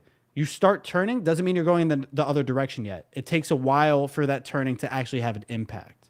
But I want to like, I kind of, from my side, the abstract team in the last 2 weeks, 3 weeks, you can notice a significant difference in the way they communicate, the stuff that they've done as far as output, like updates. I mean, I know the dark mode thing is a joke, but whatever. But like, they've been listening to feedback. Team comps have been way more public. And I know it's like funny, but Luca has started quote tweeting, even if it's just emojis that he's been using. But he's been quote tweeting abstract stuff. So I feel a sense of sentiment shift. And I think it just is going to take a while for that sentiment shift to show its value on chain ecosystem. Yeah, I back that. Craig, what do you reckon? About he's zoned out like half the time on like texting. About abstract itself and the team and the communication. It's just like the sentiment shift and where it's like, people, I see people complaining and saying like, oh, abstracts, the team doesn't care. They don't give a fuck. They're not, bro, for the first time ever, abstract literally, they've been doing it top 5 NFTs on abstract posts every week, right? For the first time ever, last week, abstract did a top 5 coins. And they've never done that, which means they're slowly kind of like changing their mindset about things. Internal leadership or not leadership, but like, things have been moved around. And I think they've kind of hit an inflection point where they're like, okay, we've been working on a lot of stuff internally, which is great. They're working on, they're talking about Project Quantum. That seems like it really took a lot of manpower for the last few months, which is probably why we didn't see a lot of development on the portal, because they were working on something internal that hopefully is sick. They're talking about coins now. They're not just like, they're not worried about. Did you just buy a Moonbird? I rate it. Is that what you guys say? I rate it, or is that UK? Dan forgot to move to 6 o'clock again. Yeah, I know, bro. These guys don't even fix their posters. That's a good one too, eh? That cool. Is sick. I like it. But Greeny's buy. Did you sell the Rainbow Eye one? Yeah, ages ago. Yeah. Yeah, like he bought it, and then I went and looked at the floor one time, and I just saw it sitting on the floor. I was like, that was fast. Like trash. I was farming. Okay, I was farming OpenSea too. So yeah, fuck that. I took a big L on this one. But then I made money on like the other ones that I flipped. I took a small L on this second Pudgy that I bought. Very grateful I got rid of that. Little Pudgy I flipped a few. I was farming the shit out Pudgy? of OpenSea. You bought a second? Yeah, I bought Pudgy? a second Pudgy. Yeah, I did. And then I got out. I sold it like literally later that day or something. I was like, this doesn't feel right at this stage. Yeah, this one here I sold. I think it was a nice trade. I can't remember. Anyways, back in, boys. Back in. Nice. Wait, this is your only Moonbird, or this is your second Moonbird? No, this is my one for now. Oh, you got rid of all. Oh, okay. Yeah. So I de-risked my other one at $8,500, and I have just rebought this one for $5,500, 5.6. So save myself $3,000 there, guys. I really should be looking at USD value. That's how to trade. Yeah. Well, yeah, but I'm in it for the tech. But yeah, like I don't know. As far as abstract, I think we'll see a turnaround eventually. I do. Saigar even put out a post saying we're going to start opening up the streaming. Yeah. We're which I thought was massive. I think that's actually something I understand it. Pump doesn't care, because Pump doesn't really give a fuck about what's on the platform. They're not going for a retail friendly mass consumer thing. They don't care. And so they don't have moderation. They don't need people sitting there taking down streams, and like if there's people doing drugs or porn or whatever. Abstract obviously doesn't want that and can't have that. And so I know people were like, oh, it's only for the cabal to get into streaming. It's a lot of it really is mostly just like, they don't have moderators who can just sit there all day, every day, taking down content like that. And also it's just like the cost of viewers into streamers and stuff. So I'm excited that they're opening it up. He even asked, what are some other things you want to do? I wrote like a big post, mostly about like the streaming things they can do. So we'll see. I actually still find it funny that thumbnail is great, by the way, for our stream. That's real good. Why are you not second? Who's streaming right now? Merherb is ahead of you on the list with 5 watching. I don't know. It's a good question. That's I guess Abstract's trying to shout about me. They're trying to get rid of me, dude. They don't do it in order anymore, I don't think. Nah, they have to be. No, I don't know why they wouldn't. I mean, dude, this is why I'm not streaming on Abstract right now. Look at the viewership. There is 20, 33, 36, 37, 39, 41 people watching on that. In the entire. Oh, someone said it's because I'm using just chatting. Is that true? What? Really? Weird. Huh? I'm gonna put loot. Yeah, maybe. But anyways, there's 41 people on the platform. It's just not. I want them to bring on better incentives for creators / So what are those incentives? Do you want forego tips in crypto and set up a sub network or a donation network tips, whatever it is, right? Right. Just a better UI around like it's standard streaming services. I can like for example on Kick, like hold on, is this going to dox anything? Let me just check. I don't think it will. But yeah, like, you want subs, Look at this. Like I'm literally just like reading chat, can do all types of things over on the side. Like just a better. But I agree. It costs. Look, I'm number. So that's crazy. I changed my app to loot instead of just chatting, and now we're number 1. That's crazy. Craig, change yours from just chatting, and you'll go to. Oh no, you'll still be 4th. I need to talk to I don't think that makes a lot of sense. I'm gonna reach Just out to chatting Saigar. should be like a fine category. I think. Yeah, I mean, that's what I reckon it's as well. the biggest. It's like one of the biggest categories in all of streaming, right? Yeah. Like in general, in That's Web2 cool. streaming. So Yeah. I think that's interesting. I want to make a comment to Wolfie. He said, "Why does Abstract need a streaming platform?" By the way, there's already 454 streaming places. So this is, I kind of really feel like this is really on Abstract's side of blame for not market. Dude, my viewership already went up since I, whatever. That's so dumb. I blame the Abstract team a little bit for their marketing efforts when it came to streaming. Abstract is not a streaming platform. It never has been. And and that's never been, never will be the purpose of Abstract. It is not a streaming platform. Streaming is a feature on the portal. And if you're asking why does it need streaming? Well, because you have products, you have digital products and digital games and digital services on the portal. And one of the best ways to, integrate games or market games is through live streaming. And so you have the optionality now to bring people on with their, like, for instance, Greeny and Craig, if they were just streaming on Abstract, if they just chose to stream on Abstract, it would pull people over to Abstract right now, right? Like, it would pull people onto this platform. And then what happens? Maybe you have a game on icon. Maybe you're playing a game, whatever.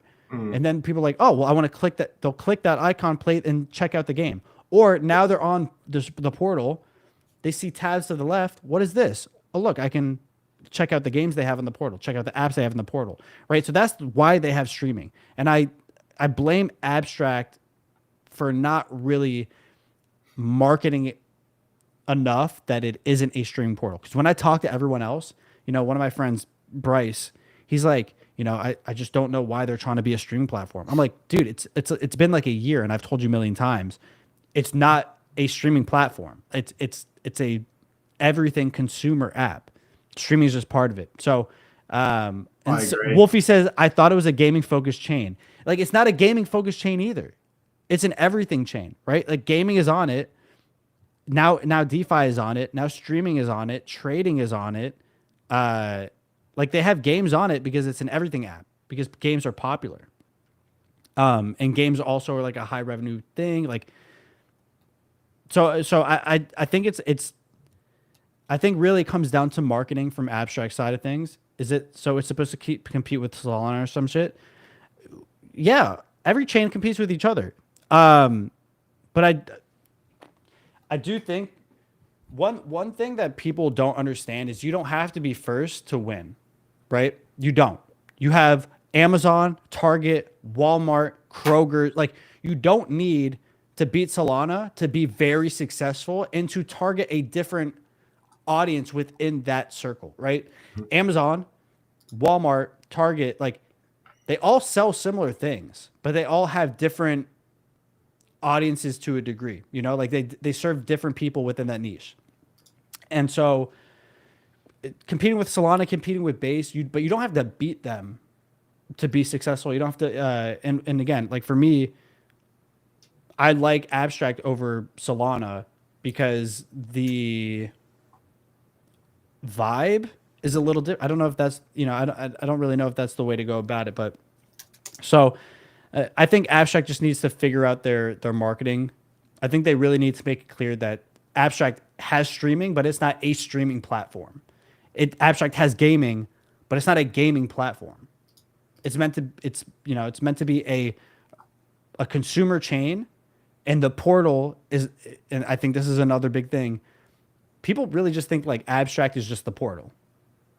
And so to me, I think with this new marketing lead, I think this new internal shift, they're going to have to figure something out about it. What is Bitcoin dumping even more?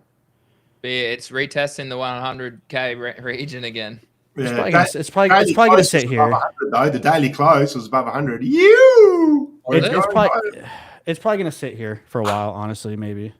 Daily close at 100, right on that previous liquidation wick on at least OKX. But we are got to hold this 100K zone, or we see 93.89. So many people are going to bid 100 though. People, like, it's just a mental number, right? Well, like, I bid 100. Yeah, that's what I'm saying. Like, I think it's probably maybe going to sit here and chop for a while. All right. I think we talked about enough tonight. Anything else we want to cover in the last Couple of minutes, boys. No, No, I'm gonna rush out and buy some Bitcoin, man. I've got some Bitcoin to buy.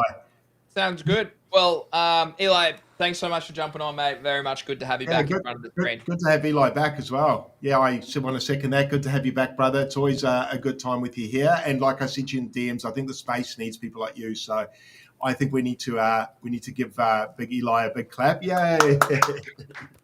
The big guy's back. Yeah!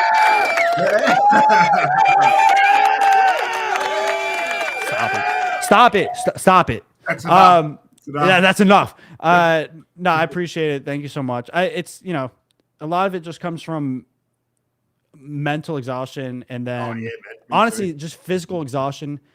Even right now, like I'm still getting over being really sick, but part of it is I just don't want to be on the front of a stream if I have 3 hours of sleep, and it just kept happening. I'm like, okay, well, I'm going to be miserable. I'm going to like whatever. And also, you know, nobody wants to hear me keep talking about abstract. And it's hard to find that pivot without having actual knowledge about other areas. Like I'm not going to make a stream and then just sit here and just talk about Bitcoin. Like I'm some Bitcoin guy. Like I know TA, right? Like I know every inner working. So a lot of it just comes down to me figuring out what I want to try and do and expand. And it's been a long time coming of me even needing to open outside of abstract at this point, which that is definitely the goal.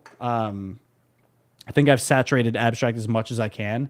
I'm going to obviously keep creating on abstract, but now it's time to test new forms of content, new areas as well. So I'll be around. Like tomorrow, I'm interviewing the Clanosaurs team, the founder and stuff like that, which is like, you know, it's a step. And then I think I'm going to talk to the Docker founder as well. So it's just trying to slowly make content and find what's fun for me and where I can actually serve a purpose. Do what you love.